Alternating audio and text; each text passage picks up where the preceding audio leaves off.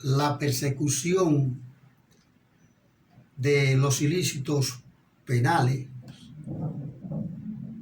no se está manejando de manera adecuada. Están siendo muy cuestionadas la forma como el Ministerio Público y los jueces están manejando los actos de corrupción. Hay que redireccionar la persecución contra la corrupción. Muchos dominicanos que tenían la ilusión de que se iba a castigar la corrupción están viendo esa ilusión esfumarse. Debe evitarse ordenar la prisión preventiva siempre y cuando sea posible imponer al infractor de la ley, al que comete un ilícito penal, una pena menos gravosa que la prisión. Pero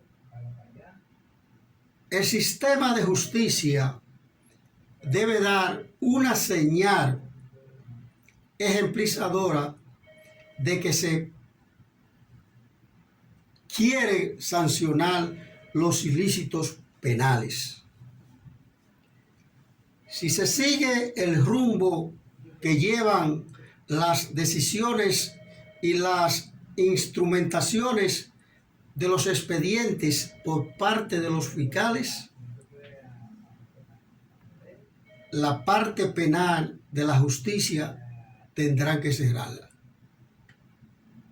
Porque lo que se le está diciendo a los funcionarios de la administración pública es que no hay ni habrá un régimen de consecuencia, porque si un ciudadano sustrae de las arcas del Estado 100 millones de pesos mediante actos de corrupción y los abogados presentan un sinnúmero de incidentes, reenvío y reenvío para ganar tiempo, como sucedió en el caso del hermano de Danilo Medina, que fueron tantos los incidentes, tantos los reenvíos, que el artículo 241, numeral 3 del Código Procesal Penal aniquiló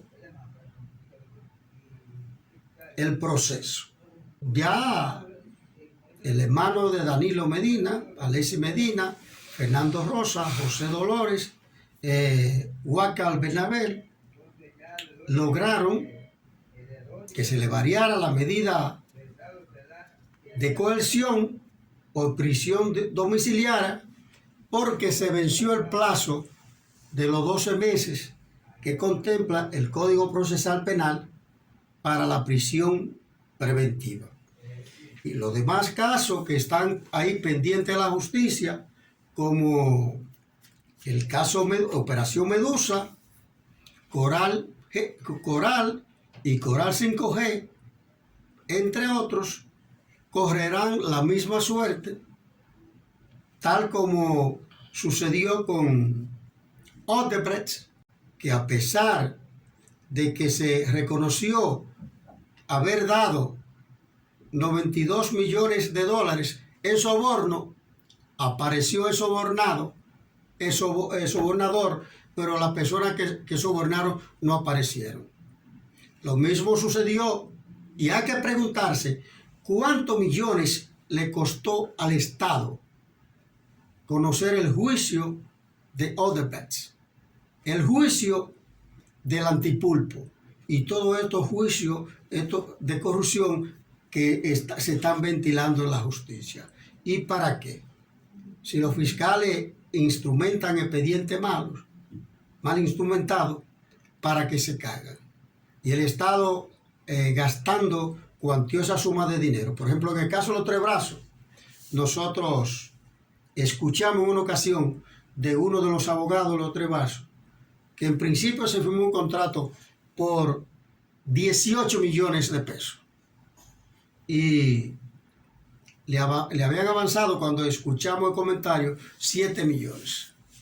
Entonces, todos esos casos de corrupción que está supuestamente persiguiendo el Estado, la justicia invierte cuantiosa suma de dinero para conocer esos procesos que al final no hay ninguna consecuencia.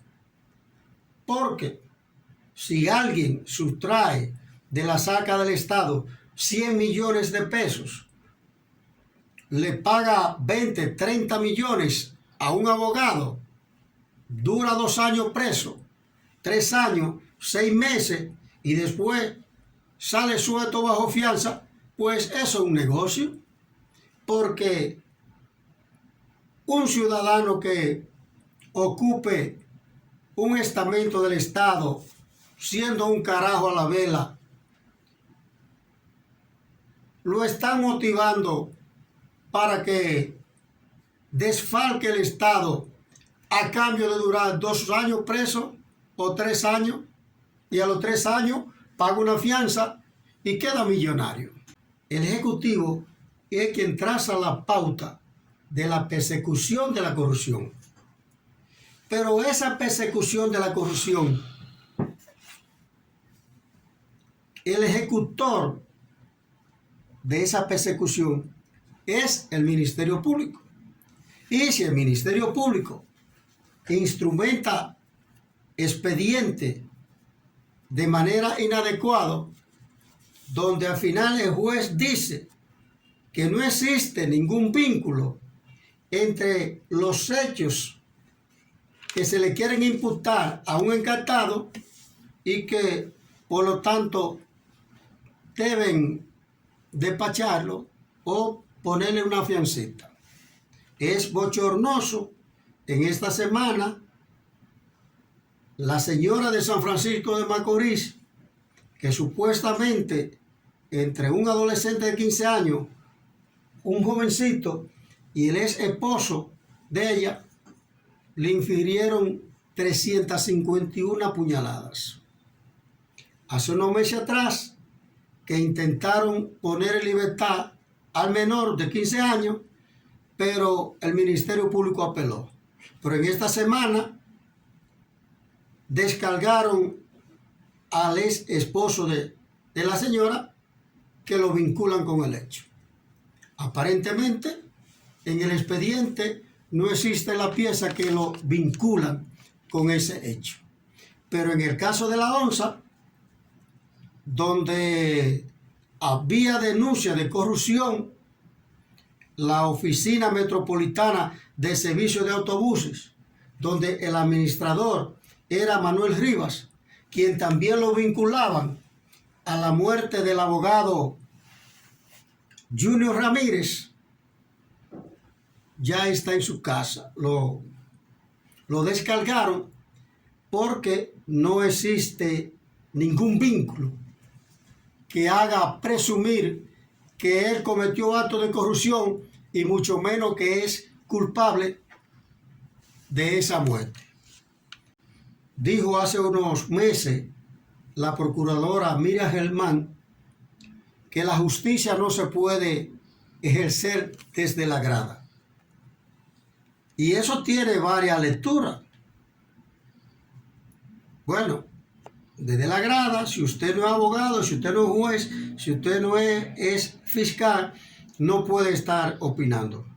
Pudiera ser esa una razón, pero también pudiera querer decir que son muchos los amarres, que son muchos el tráfico de influencia que existe en la justicia para que los de cuello blanco no sean sancionados y no sean castigados con todo el peso de la ley cuando cometen un ilícito penal.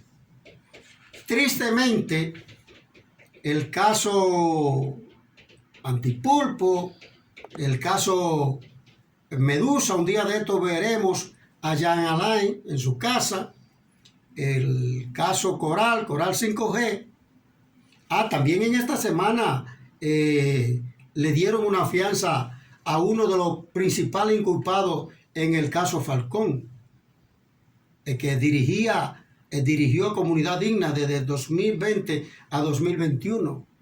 Entonces, de la forma como se está manejando la justicia, amigo Abinader, que usó como bandera Abinader en campaña que se iba a frenar la corrupción. Y nosotros creemos que sí, que Abinader tiene la intención de frenar la corrupción.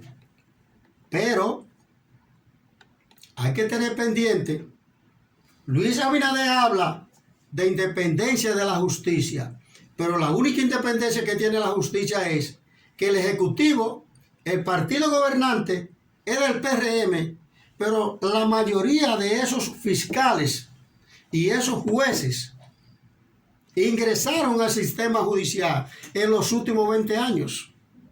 Son los que están administrando justicia y son de otra parcela política.